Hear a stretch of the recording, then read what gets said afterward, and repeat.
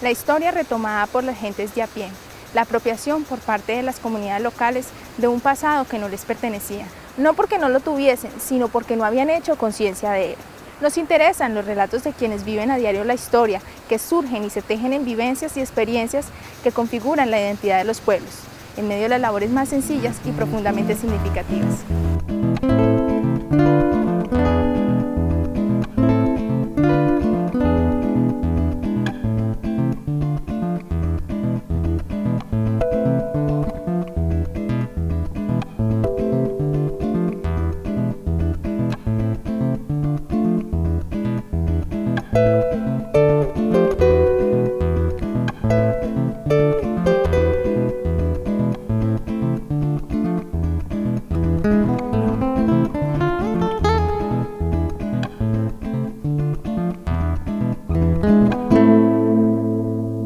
Hoy la mirada y los oídos se posan en el municipio de Casillas Meta, en el relato de la primera maestra de niñas. La primera mujer que orientó las aulas, una tarea propia de quienes gozan del deseo de compartir y ayudar al otro.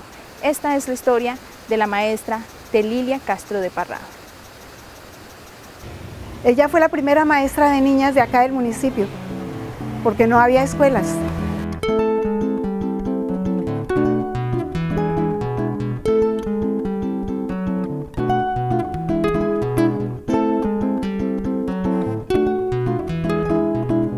Cuando llegó a vivir acá, en Casillas, las escuelas en esa época las manejaba la curia. Entonces nombraron a mi mamá como maestra de niñas.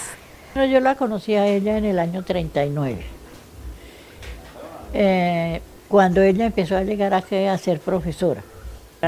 Fue mi primera profesora que tuve. Entonces me tocó ir a estudiar a la casa de la maestra Lilia Castro de Parrado.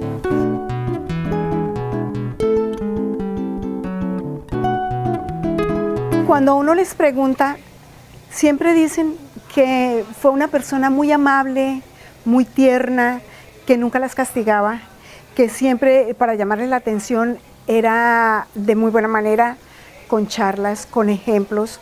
Y la quería mucho, pues era fue como, ¿verdad? Como una segunda mamá para mí, porque una persona muy querida, se hacía querer de todos sus alumnos. Y el modo de ella muy suave. Nunca lo trataba a uno con palabras duras, con palabras soeces. Nunca nos imaginábamos nosotras, porque inclusive comentábamos, era una profesora experta en todas las materias. La geografía, botánica era que llamaban entonces, que dicen, sí, ciencias naturales y las ciencias sociales, que eran historia, geografía, la matemáticas, entonces era aritmética, le decían ortografía, lectura. Sí, muchos sí tenemos aquí en la mente cómo era que ella nos enseñaba a nosotros la ortografía. Nadie ha enseñado ortografía por medio de refranes. Y nosotros teníamos por ahí, como dicen, 11 años, teníamos cuando estábamos haciendo quinto primaria.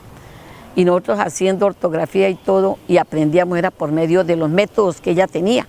Entonces, por ejemplo, un problema, siempre le ponía a uno el papá, el hermano, el tío, bueno, algo de la familia y como negocios de la familia, para que nosotros pudiéramos entender.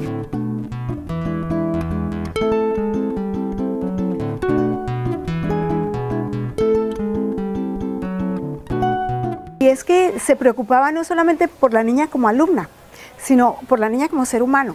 Todas, en general, ellas nos daba casi cada 8 días, nos hacía una reunión a las grandes. Una reunioncita ya cuando iban a salir de clase, se quedan todas las niñas grandes, todas, cuarto, quinto, se quedan, para aconsejarnos como mujer ya.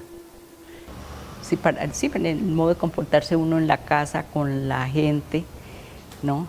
En la calle, en todas partes, eso le recalcaban a uno mucho. Como el pueblo era tan pequeño, entonces todas las alumnas que llegaban eran las hijas de las señoras amigas, de las vecinas, de la comadre, ¿sí? Entonces había mucha familiaridad, digámoslo así, entre la profesora, las alumnas y la familia de las alumnas. Por lo menos cuando ella se preocupó mucho por mi matrimonio, porque ella no quería de ninguna manera que yo fuera a cometer ese error. irme a casar de 14 años, si es hoy, digo yo era una niña, pero no pensaban así nuestros padres, no sé, pero ella sí vivía muy preocupada, tanto que me dijo, Emilia, sálgase, váyase y yo la saco adelante en mi casa. Y algunas de ellas se hicieron profesionales, varias imitaron a su maestra, entonces también fueron maestras. Pero porque yo no me quedé ahí, yo siempre guardaba lo que ella nos decía, que uno tenía que superarse día a día, que el hecho de que uno fuera pobre no era que ya no podía uno, no señor, desde que uno se fije sus metas, sigue adelante, y eso fue lo que yo hice. Yo tenía a la maestra Lilia Castro de Parrado como mi modelo de esposa, de madre, de esposa, de maestra y de señora.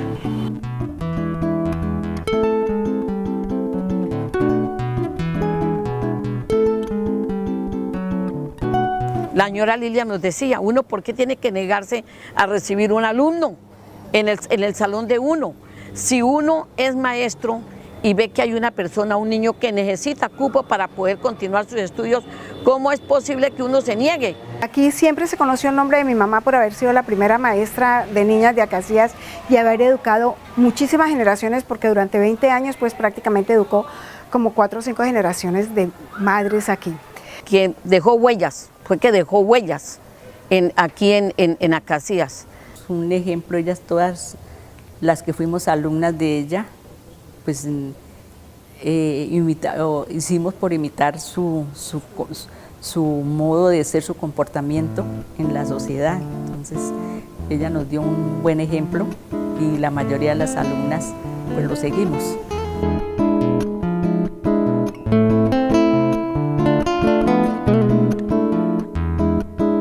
Anécdotas, sonrisas, pensamientos, suspiros y mil recuerdos despierta la maestra Lilia Castro de Parrado en el relato de quien por primera vez se interesara por la vida y formación de un sinnúmero de mujeres en aquellos inicios del municipio, que hoy goza de toda una legión de maestros, a cargo de la no fácil tarea de educar y formar a los niños y jóvenes de la sociedad acacireña.